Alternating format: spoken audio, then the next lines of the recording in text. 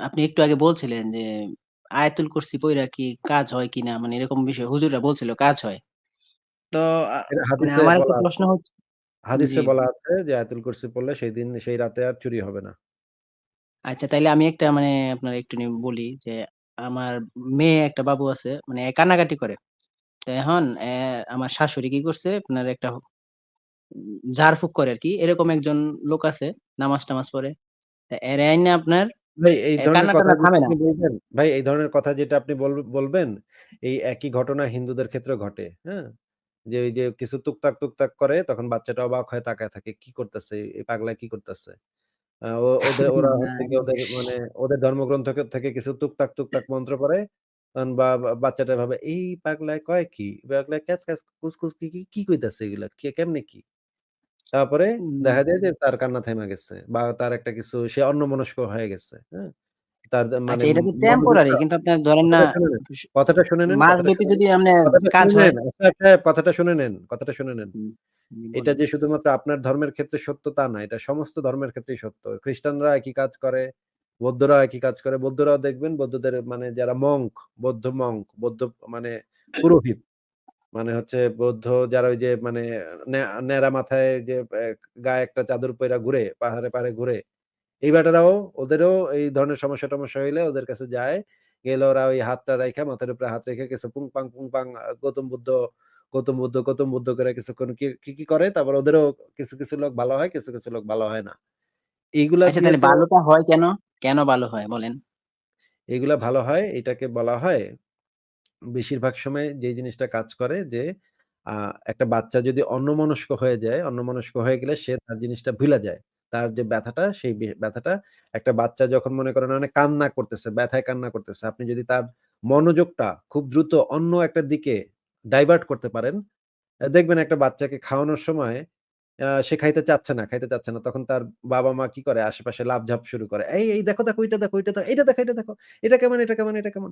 এই যে মানে মানে মনোযোগটা অন্যদিকে নিলে দেখা যায় অনেক সময় বাচ্চারা গুপ করে খায় ফেলে। মানে বুঝতে পারে না। সে যে খাইতেছে এটা সে টের পায় না।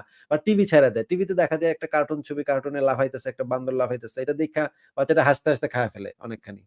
বাচ্চাটা আসলে বুঝতে পারে না। বাচ্চাটার তো মনোযোগ অ সে তো এখনো ম্যাচিউরড হয় নাই। এইজন্য বাচ্চাটা এই সময় এই জিনিসটা বুঝতে পারে না।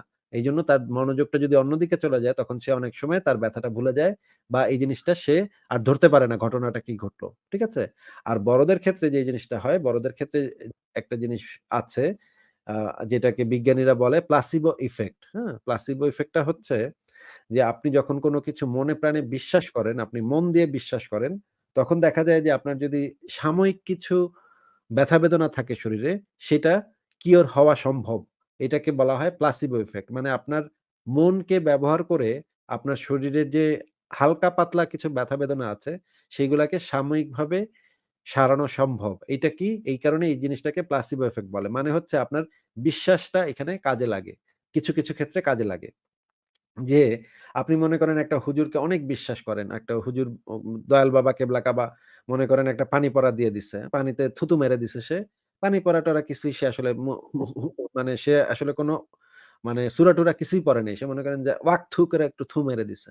কিন্তু আপনি মনে করেন খুব বিশ্বাসের সাথে সেটা এই থুটা মানে হুজুরের থুটা এই পীরের থুওয়ালা পানিটা বা মনে করেন আ আ হুজুরে মুইতাই দিচ্ছে। সেই মুতালা পানিটা আপনি মনে করেন খায়া ফেললেন। ঠিক আছে?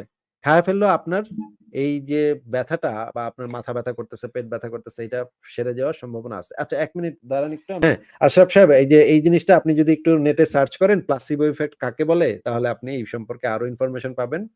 এই জিনিসটাকে সাইকিয়াট্রিস্টরা বিভিন্ন সময় ব্যবহার করে যে প্লাসিবো ইফেক্টটাকে ব্যবহার করে বিভিন্ন সময় দেখা যায় আম আম কিছু রোগীর সাময়িক কিছু সামান্য হালকা পাতলা ব্যথা সেটা সারানো সম্ভব।